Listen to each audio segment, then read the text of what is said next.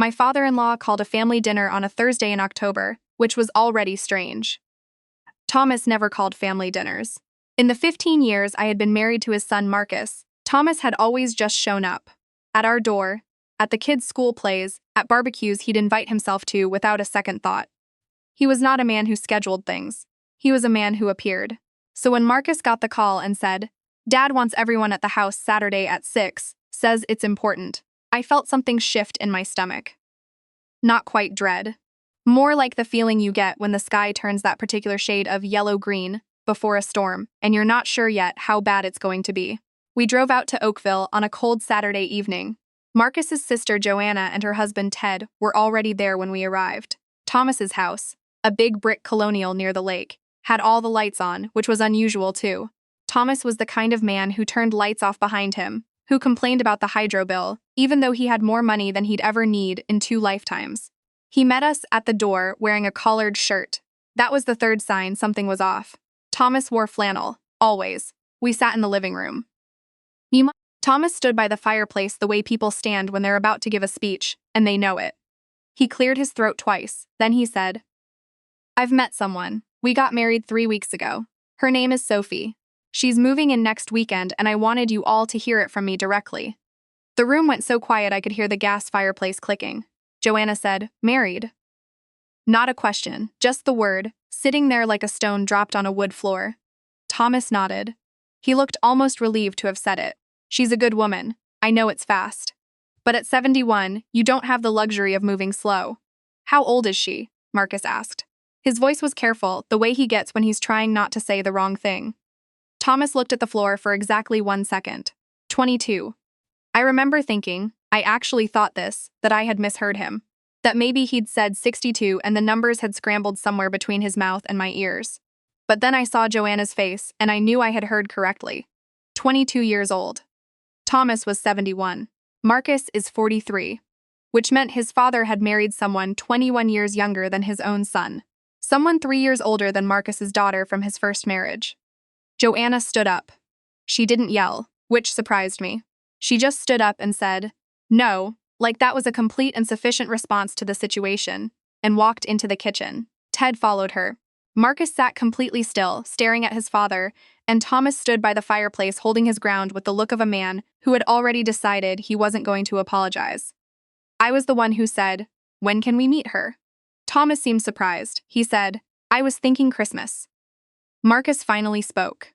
He said, "Dad, that's 6 weeks away. Sophie needs time to settle in. She doesn't know anyone here. The move was a lot for her." "Where did she move from?" I asked. There was that 1-second pause again. "Vancouver. She grew up there. She's been in Toronto for about a year." We drove home mostly in silence. Marcus stared at the highway with his jaw set in that particular way he has when he's working something out internally and doesn't want to be interrupted. I didn't push. I sat in the passenger seat watching the October dark go past and thought about a 22-year-old woman who had married a 71-year-old man she'd known for. How long, exactly? Thomas hadn't said. And I had noticed that he hadn't said. The weeks that followed were tense in the way that families get tense. Not openly, but in the edges. Joanna called Marcus almost every day. She had theories. She wanted to look into whether Thomas had changed his will. She wanted to know if there was a prenuptial agreement. She used the word predatory a lot, though I noticed she applied it to Sophie without much considerations for the fact that Thomas was the one with all the power in that arrangement. Marcus tried to stay neutral. He called his father a couple of times a week, kept the conversations light, didn't bring up Sophie. I think he was hoping if he didn't press, Thomas would eventually say something on his own that would help it all make sense. But Thomas didn't offer anything. And when Marcus asked gently, "So, how's Sophie settling in?" Thomas would say, "Fine, good, she's quiet," and change the subject. Then, in early November, the calls started dropping off. Thomas had always called Marcus on Sunday mornings, had done it since before I even knew Marcus, some standing ritual that predated me. The first Sunday Thomas didn't call, Marcus shrugged and said maybe he'd been busy. The second Sunday, Marcus called him. Thomas picked up but sounded distracted, said he had to go, hung up after 4 minutes. The third Sunday, no one answered. I watched my husband sit at the kitchen table that Sunday morning, phone in hand, and I watched something change in his eyes. Not panic. Something quieter than that. A kind of knowing you don't want to know. I want to go over there, he said. Okay, I said. Let's go. The drive to Oakville was 40 minutes. We didn't call ahead. I think both of us understood, without discussing it, that calling ahead would give Thomas the opportunity to tell us not to come. The house looked different. I noticed it as soon as we pulled into the driveway. The curtains on the upper floor were drawn. All of them, not just some, which was not something Thomas ever did. He liked light. He liked looking out at the backyard, the old maple, the bird feeder he'd put up after Marcus's mother died. The bird feeder was gone, I realized. The hook was still there. The feeder was gone. Marcus knocked. We waited. He knocked again. Nothing. He used his key. The front hall was dark. There was a suitcase near the stairs. A pink one, small, the kind someone packs for a weekend. It had been there long enough to collect a light coat of dust on the handle. We called out. The house answered with that very specific silence of a place where someone is very deliberately not responding. Marcus went upstairs. I stayed at the bottom of the stairs and listened. I heard him knock on the closed door at the end of the hall, the master bedroom, Thomas's room. I heard him say, Dad, it's me. It's Marcus. I just need to know you're okay. I heard nothing back. Then I heard something that made the hair on my arms stand up. A sound from behind the door. Not words. A low sound, almost like a moan, but it had a shape to it. Like it had been cut off. Marcus came back to the top of the stairs and looked down at me. His face had gone the color of old paper. There's someone in there, he said. We stood in that hallway for a long moment, both of us calculating.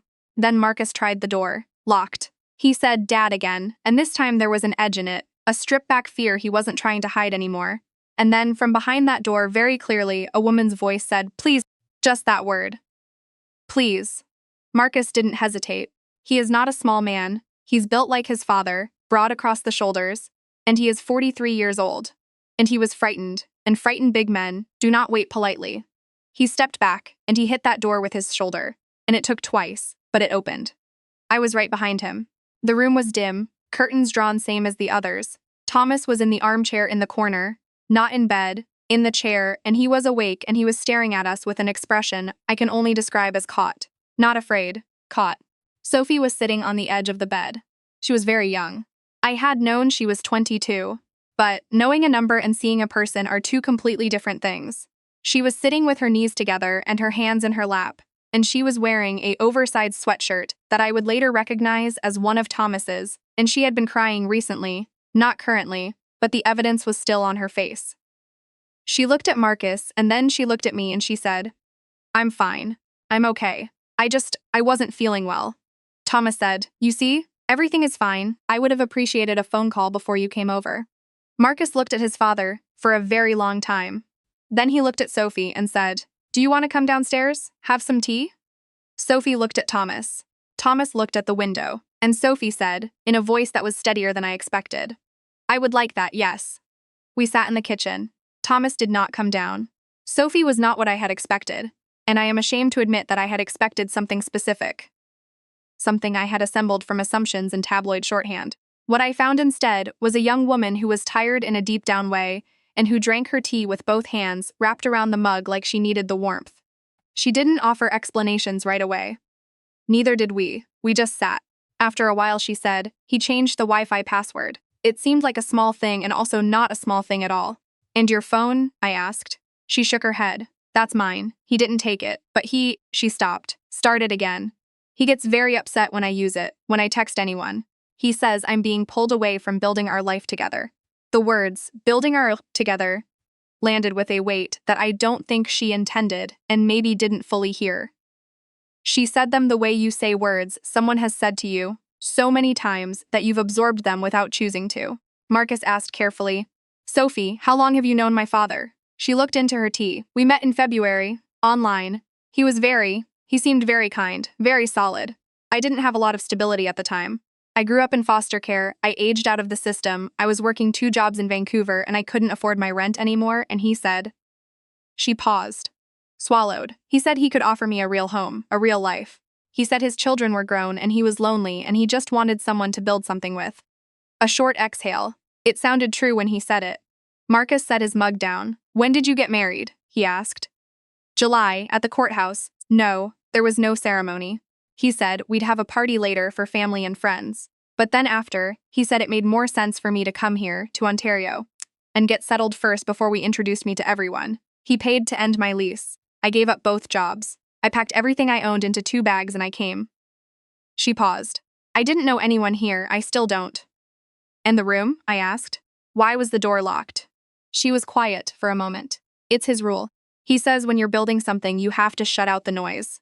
No outside contact, no distractions, just the two of you learning each other. Another word that had been said to her enough times to take root. When I tried to call my friend Petra last week, from Vancouver, she's the only person who really. He got very angry. He didn't hit me, she added quickly, and the quickness of it told me everything. He just yelled, for a long time. I've never heard anyone yell like that. And then he locked the bedroom door from the outside. She said it like she was still trying to understand the logic of it. Like she'd been told there was a logic and was still looking for it. I reached across the table and put my hand over hers. I looked at my husband.